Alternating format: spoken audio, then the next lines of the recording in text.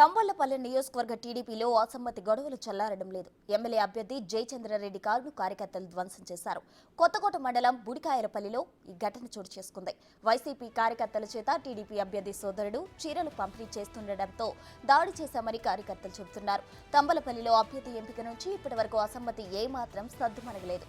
అధిష్టానం కూడా నిమ్మకు నీరెత్తినట్లు వ్యవహరిస్తుండటంతో కార్యకర్తలు అసంతృప్తి వ్యక్తం చేస్తున్నారు.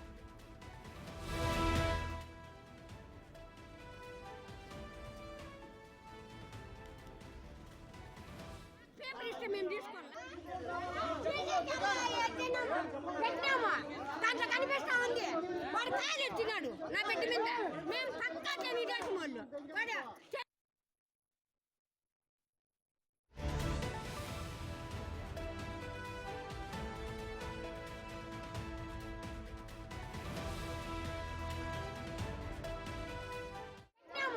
దాంట్లో కనిపిస్తా ఉంది వాడు కాయలు ఎత్తినాడు నా బిడ్డ మీద మేము పక్కా. తంబళ్లపల్లి నియోజకవర్గ టీడీపీలో అసమ్మతి గొడవలు చల్లారడం లేదు. ఎమ్మెల్యే అభ్యర్థి జయచంద్రారెడ్డి కారును కార్యకర్తలు ధ్వంసం చేశారు. కొత్తకోట మండలం బుడికాయలపల్లిలో ఈ ఘటన చోటు చేసుకుంది. వైసీపీ కార్యకర్తల చేత టీడీపీ అభ్యర్థి సోదరుడు చీరలు పంపిణీ చేస్తుండటంతో దాడి చేశామని కార్యకర్తలు చెబుతున్నారు. తంబళ్లపల్లిలో అభ్యర్థి ఎంపిక నుంచి ఇప్పటి వరకు అసమ్మతి ఏమాత్రం సద్దుమరగలేదు. అధిష్టానం కూడా నిమ్మకు నీరెత్తినట్లు వ్యవహరిస్తుండటంతో కార్యకర్తలు అసంతృప్తి వ్యక్తం చేస్తున్నారు. నా బిడ్డ మీద మేము పక్కా తెలియజేసిన వాళ్ళు కాంగ్రెస్ వాడు వచ్చి మాకు పేపర్ ఇస్తే మేము తీసుకోవాలి వచ్చినారు అర్థమైనా దీనికి పెట్టామా దాంట్లో కనిపిస్తా ఉంది వాడు కాయలు ఎత్తినాడు నా బిడ్డ.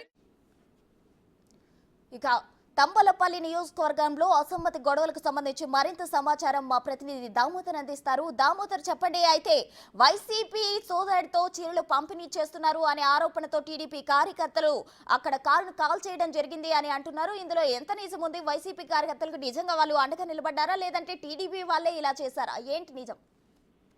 ప్రసన్న, ఏదైతే తంబలపల్లి నియోజకవర్గంలో మొదటి నుంచి టీడీపీ అభ్యర్థిగా దాసరపల్లి జయచంద్రారెడ్డిని ప్రకటించినప్పటి నుంచి తెలుగుదేశం పార్టీలోని ఓ వర్గము, జనసేన, బీజేపీ ప్రచారానికి దూరంగా ఉన్న నేపథ్యం. దీంతో కొంతమంది వైసీపీ నుంచి వచ్చి దాసరపల్లి జయచంద్రారెడ్డి వర్గంలో చేరారు. ఈ నేపథ్యంలో ప్రచార కార్యక్రమాలు వారే నిర్వహిస్తున్న పరిస్థితి. మరోవైపు ఏదైతే నామ్నే బీఫామ్ ఇవ్వడానికి కూడా కొన్ని రోజుల పాటు అభ్యర్థిని మారుస్తున్నారంటూ ప్రచారం కూడా జరిగిన నేపథ్యం. ఆ తర్వాత ఇప్పటికి కూడా పూర్తి స్థాయిలో అక్కడ అసమ్మతి రాజకీయాలను సెట్ చేయలేదు. ముఖ్యంగా టీడీపీ అధిష్టానం ఈ విషయంలో ఏమాత్రం పట్టించుకోవడం లేదని అసమ్మతి నాయకులు అంటున్నారు. మొత్తం మీద నిన్న అయితే ఈ రోజు ఉదయం జరిగిన ఘటనను తీసుకుంటే కొత్తకోట మండలం బుడికాయలపల్లి గ్రామంలో చీరలు పంచడానికి వైసీపీ నాయకులు తెలుగుదేశం పార్టీ అభ్యర్థి సోదరుడు వచ్చి వైసీపీ నాయకులు అతనితో కలిసి వచ్చి చీరలు పంచారంటూ గ్రామంలోని టీడీపీ వర్గం ఆరోపిస్తుంది. దీంతో పాటు అతని కారును అద్దాలను ధ్వంసం చేశారు. గతంలో కూడా ఇదే విధంగా టీడీపీ అభ్యర్థి కారును ధ్వంసం చేసిన పరిస్థితి, అది తెలుగుదేశం వర్గీయుల శంకర్ యాదవ్ కు సంబంధించిన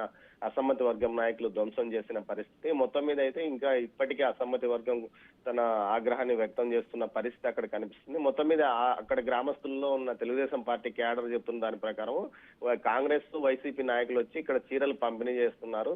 తెలుగుదేశం పార్టీ కార్యకర్తలుగా మేము ఎలా తీసుకుంటాము, ఇప్పటి నుంచే వీరు ఆ పార్టీ నుంచి 2 రోజుల క్రితం ఈ పార్టీలో చేరి ఇక్కడ రాజకీయం చేస్తున్నారంటూ ఆగ్రహం వ్యక్తం చేస్తున్న పరిస్థితి. మొత్తం మీద అయితే అక్కడ అసమ్మతి పూర్తి స్థాయిలో కనిపిస్తుంది. అయితే పార్టీ అధిష్టానం మాత్రం ఇది పట్టించుకోలేదంటున్నారు. మరోవైపు ఏదైతే సమన్వయకర్తలుగా నియమించిన వారు అసమ్మతి నాయకులతో చర్చలు జరుపుతున్నారు. ముఖ్యంగా మాజీ ఎమ్మెల్యే శంకర్ యాదవ్ తో పాటు అదేవిధంగా జనసేన నాయకుడు కొండా నరేంద్ర వర్గంతో కూడా చర్చలు జరుపుతున్నారు. దీంతో పాటు బీజేపీ నాయకుడు చల్లపల్లి నరసింహారెడ్డిని కూడా ప్రచారంలోకి రమ్మంటున్నారు. కేవలం ఇంకా 10 రోజుల పాటు మాత్రమే ఎన్నికల ప్రచారం జరగనున్న నేపథ్యంలో ఇప్పటికీ పూర్తి స్థాయిలో అక్కడ తెలుగుదేశం పార్టీలోనే అన్ని వర్గాలు కలిసికట్టుగా పనిచేసే పరిస్థితి మాత్రం కనిపించడం లేదు. దీంతో పాటు జనసేన, బీజేపీ కూడా పార్టీ కూటమి ప్రచారానికి దూరంగా ఉన్న పరిస్థితి అక్కడ కనిపిస్తోంది.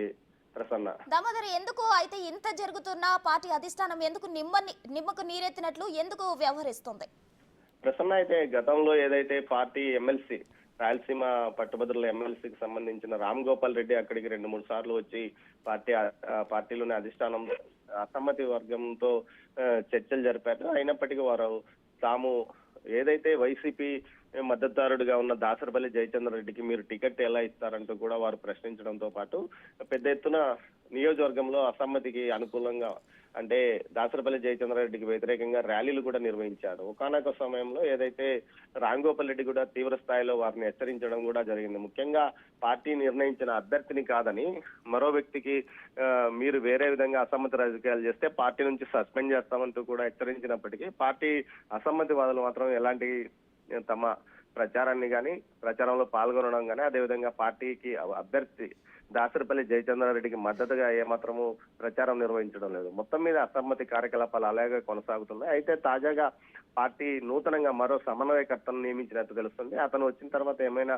పార్టీ కార్యక్రమాలు సెట్ చేయొచ్చు, అసమ్మతి వాదులతో సెటరేట్ చేసి అందరూ కలిసికట్టుగా ప్రచారంలో ముందుకు పోయే విధంగా పరిస్థితిని తీసుకురావచ్చు అని చెప్తున్నారు. మరోవైపు ఏదైతే కూటమి తరఫున రాజంపేట ఎంపీ అభ్యర్థిగా పోటీ చేస్తున్న కిరణ్ కుమార్ రెడ్డి కూడా నియోజకవర్గానికి వచ్చాడు. అసమ్మతి నాయకులతోనూ జనసేన బీజేపీ నాయకులతోనూ ఆయన చర్చలు జరిపాడు. అయితే ఏదైతే కిరణ్ కుమార్ రెడ్డి మాత్రం నియోజకవర్గ పర్యటనకు వచ్చినప్పుడు అందరూ నాయకులు కలిసికట్టుగా తాము కలిసి పనిచేస్తామని చెప్తారు.